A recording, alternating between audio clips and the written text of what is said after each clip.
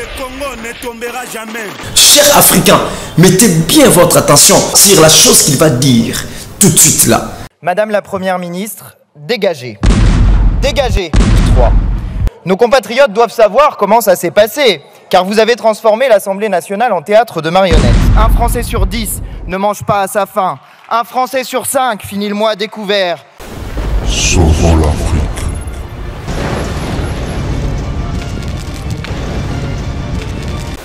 Sauvons l'Afrique.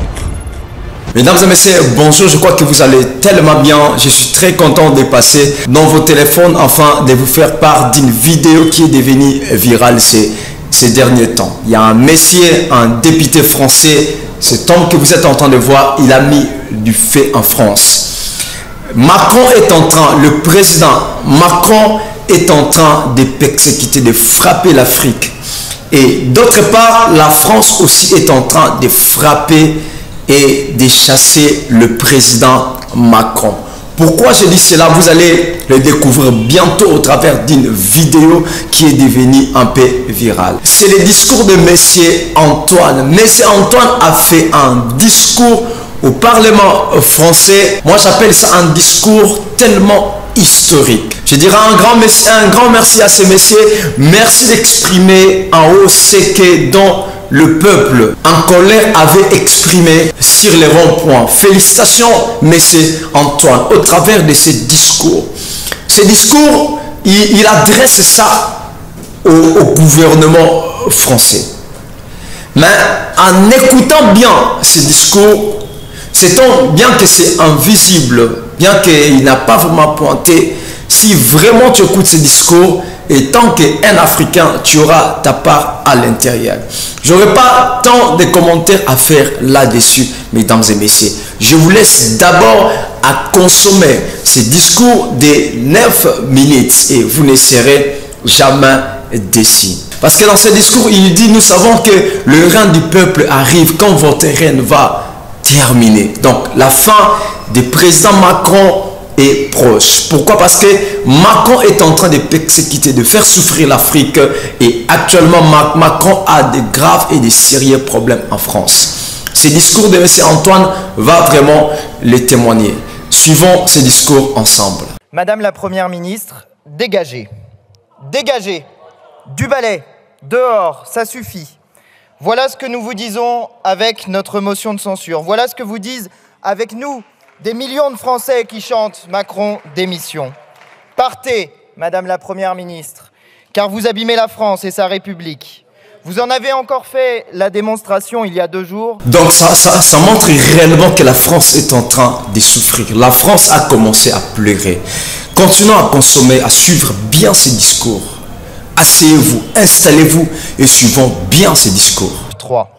Nos compatriotes doivent savoir comment ça s'est passé, car vous avez transformé l'Assemblée nationale en théâtre de marionnettes. Je vous raconte la pièce. 23h40, la séance est suspendue, on va changer de décor. Vous entrez dans l'hémicycle avec un grand sourire. On change de présidente de séance, tout est en place pour la pièce de théâtre. À 23h48, ça commence. La présidente de l'Assemblée vous convoque à la tribune, elle se marre. Le public des marionnettes macronistes se lève et applaudit à tout rompre sa propre mise à mort parlementaire. Puis vous parlez, triomphal, sûr de votre force. Vous connaissez votre texte par cœur puisque vous l'avez déjà fait 15 fois. Sur le fondement de l'article 49 alinéa 3 de la Constitution, j'engage la responsabilité de mon gouvernement, blablabla. À 23h52, 4 minutes plus tard, c'est déjà fini. Fin de la pièce, rideau, applaudissements des marionnettes. Vous ne faites même plus semblant d'en avoir quelque chose à faire. Vous écrabouillez l'Assemblée nationale en 4 minutes chrono avec un grand sourire. Vous piétinez le Parlement et vous vous en amusez. Pour vous, c'est devenu un jeu, rien de plus. Mais ce n'est pas un jeu. Ce n'est pas un jeu, Madame la Première ministre, car vous détruisez la France en détruisant sa République. Bon, il dit vous détruisez la France quand vous détruisez sa République. Donc c'est quelque chose, je dirais, la même chose que l'Afrique était en train de subir. Et cette même chose est en train de rentrer actuellement à la France. Suivez bien ces discours. Ce monsieur Antoine, ce député, il est en train de dire des révélations extraordinaires. Avant de continuer avec la vidéo, abonnez-vous, aimez la vidéo afin que YouTube puisse voir que la vidéo a une très grande importance. Nous allons continuer à suivre mollo le discours de M. Antoine. La France n'est pas une entreprise. Les Français ne sont pas vos salariés et vous n'êtes pas leur patronne. Écoutez ce qu'il a dit. Il a dit, la France n'est pas une entreprise. Les Français ne sont pas vos employés et vous n'êtes pas leur patron. J'aimerais que M. Antoine puisse redire encore sa phrase, modifier encore sa phrase, pour dire que l'Afrique n'est pas une entreprise. Les Africains ne sont pas vos employés et vous, les impérialistes, vous n'êtes pas le patron des Africains. Parce que la même chose qu'il est en train de, que Macron est en train de faire à la France, le président Macron, excusez-moi, est en train de faire à la France, c'est la même chose dont les impérialistes sont en train de faire aussi en Afrique. Donc, continuez à suivre ce discours. Il a frappé vraiment grave. Ce discours est vraiment magistral et à un haut niveau. Continuons, mesdames et messieurs, à suivre ce discours. C'est l'inverse. La France est une république. Le souverain, c'est le peuple. Le patron, c'est lui. Les employés, c'est nous. Et la fonction qu'il nous a confiée, c'est de servir l'intérêt général. Ce n'est pas un jeu, c'est un devoir. Mais vous riez, car ce soir, vous dormirez au chaud et le ventre plein. Pourtant, d'autres n'auront pas cette chance. 2000 personnes meurent dans la rue et de la rue chaque année. Mesdames et messieurs, mettez bien votre attention sur ce qu'il va suivre, c'est ce qu'il va dire maintenant. Mettez bien votre attention. Chers Africains, mettez bien votre attention sur ce qui suit maintenant là, sur la chose qu'il va dire tout de suite là. Un Français sur 10 ne mange pas à sa faim. Un Français sur 5 finit le mois à découvert. 330 000 personnes sont sans domicile fixe. 2800 enfants dorment dans la rue. Voilà votre bilan. Comment faites-vous pour dormir le soir tout en sachant que 2800 enfants meurent dans la rue? Si j'étais à votre place, Madame la Première ministre, moi, ça m'empêcherait de dormir. Si j'étais à votre place, je mettrais tous les moyens de l'État pour faire en sorte qu'aucun enfant ne dorme dans la rue ce soir. Mais non, vous faites des 49.3 pour les riches. Oh, je sais que vous détestez l'inventeur de notre devise nationale, liberté, égalité, fraternité. Moi, si je vous pose la question, la France, comment vous arrivez à dormir alors que vous êtes en train de faire souffrir les Africains? Comment voulez-vous dormir dans le calme, dans de bonnes conditions, manger bien, alors que vous venez en Afrique pour voler les richesses de l'Afrique? Comment vous arrivez à dormir alors que vous êtes en train d'alimenter les guerres, d'alimenter les rebelles, d'alimenter les terroristes, de faire souffrir les Africains? Comment vous arrivez aussi à dormir? Macron, le président Macron est en train de faire la même chose avec vous. Là, vous êtes en train de pleurer. Mais notre souffrance, la souffrance de nous les Africains, a commencé il y a si longtemps. Parce que vous ne voulez pas libérer vos mains dans les choses des Africains. Et là, vous avez commencé à pleurer, votre parlement est en train de souffrir, les Français sont en train de manquer la nourriture, selon le dire de M. Antoine, les députés. Et la même chose, ça se passe ici, en Afrique. Continuons avec la vidéo. Pourtant, écoutez-le, Maximilien Robespierre disait « Nul ne peut entasser des monceaux de blé à côté de son semblable qui meurt de faim. » Je vous ai parlé de ceux qui meurent de faim. Voici ceux qui entassent les monceaux de blé comme jamais depuis l'élection de Macron en 2017. Bernard Arnault, plus 156 milliards en 6 ans. Famille Hermès, plus 107 milliards. Famille Bettencourt, plus 41 milliards. D'un côté, ceux qui ont tout. De l'autre, ceux qui n'ont rien. Et au milieu de tout cela, la masse des gens qui travaillent pour des salaires de misère, se cassent le dos, sont sous antidépresseurs, ne voient pas assez leurs gosses, ne savent pas comment payer les factures du mois suivant. La masse de ceux qui bossent et qui pourtant galèrent. Depuis cette tribune, qui devrait être celle où s'exprime la voix du peuple et non des riches, je dis bravo et merci à celles et ceux qui tiennent notre pays debout, quelle que soit leur nationalité, qu'ils soient avec ou sans papier. Ouvriers du bâtiment et de l'industrie, agriculteurs, employés de bureau, agents d'entretien, enseignants, chauffeurs routiers, aides-soignantes, aides à domicile, serveurs, cuisiniers, secrétaires, caissières, vendeurs, manutentionnaires, coiffeurs, livreurs, étudiants. Bravo et merci à ceux qui tiennent debout un pays que vous voulez mettre à genoux, Madame la Première ministre. Mais vous n'y arriverez pas, car ici, c'est la France. Notre peuple est rebelle et insoumis. Il ne courbe jamais les chines et ne baisse jamais les yeux. Madame la Première ministre, je vous ai dit tout à l'heure que vous détruisiez la France en détruisant la République. Laissez-moi vous en dire plus. Qu'est-ce que la République? C'est le gouvernement du peuple, par le peuple et pour le peuple. Quelle est sa devise? Liberté, égalité, fraternité. Oh, j'invente rien. J'ai seulement lu l'article 2 de la Constitution. Et tandis que vous avez trouvé le moyen de citer 16 fois l'article 49.3 à cette tribune, vous n'avez toujours pas appliqué cet article 2 qui pourtant vous oblige. Vous faites l'inverse. Macron gouverne seul, contre le peuple et pour les riches. Avec vos 49.3 à répétition, vous faites pire que Louis XVI, car la Constitution de 1791 donnait au roi un droit de veto qui ne s'appliquait pas sur les questions budgétaires. Et vous, 49.3, vous ne savez pas faire de budget sans acte d'autorité, vous faites pire que Louis XVI.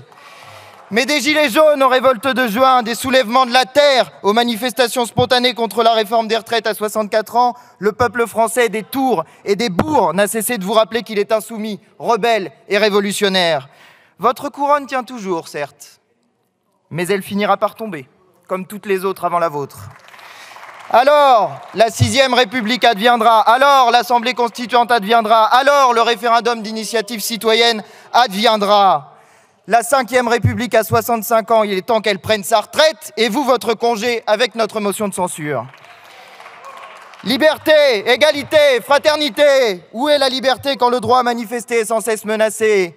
Quand on ne peut perdre un œil pour avoir dit Macron démission, quand on peut se faire mettre en garde à vue pour avoir défendu la planète et la retraite, quand on peut perdre la moitié du crâne parce qu'on s'appelle Eddy, ou la vie parce qu'on s'appelle Naël, quand on peut se prendre une amende de 135 € pour avoir dit cessez le feu à Gaza.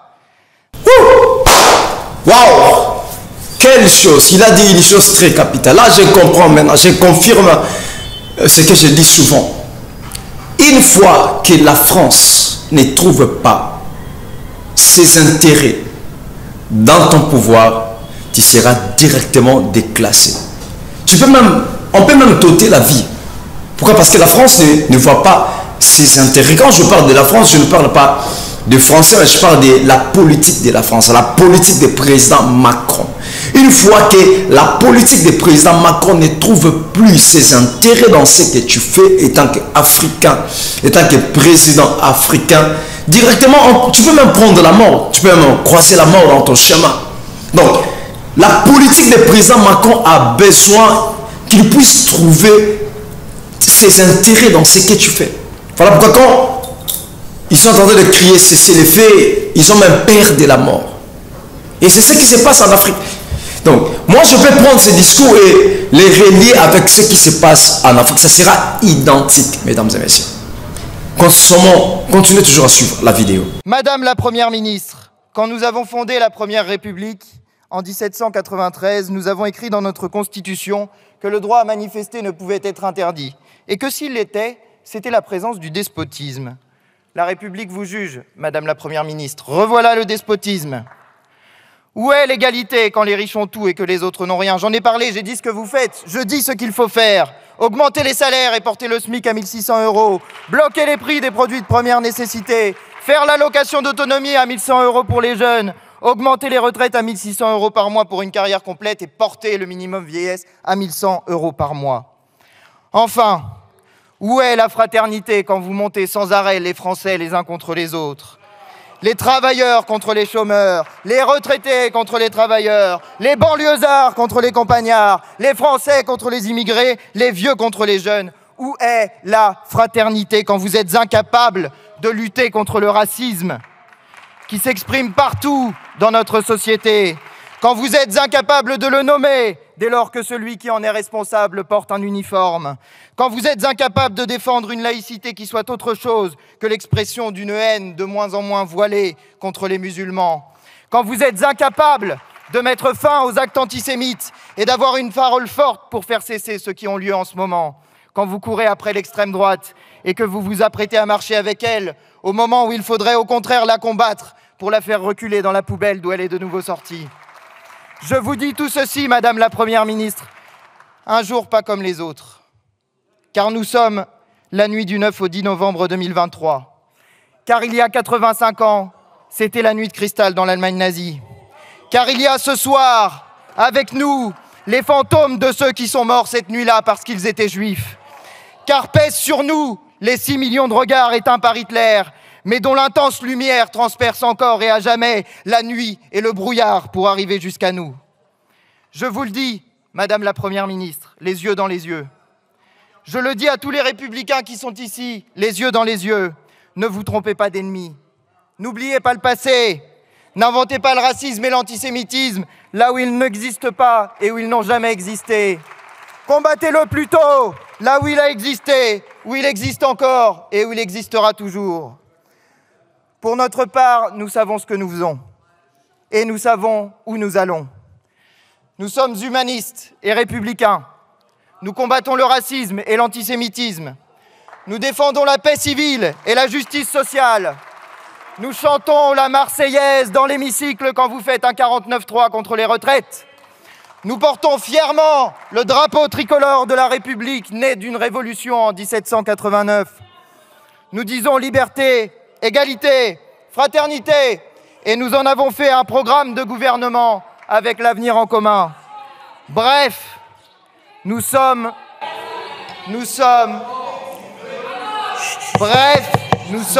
comme les canuts. Doucement, s'il vous plaît. Nous savons que le règne du peuple arrivera quand votre règne finira. Alors nous tisserons le linceul du vieux monde, car on entend déjà la révolte qui gronde. Madame la Première ministre, dégagez, on sait quoi faire pour vous remplacer.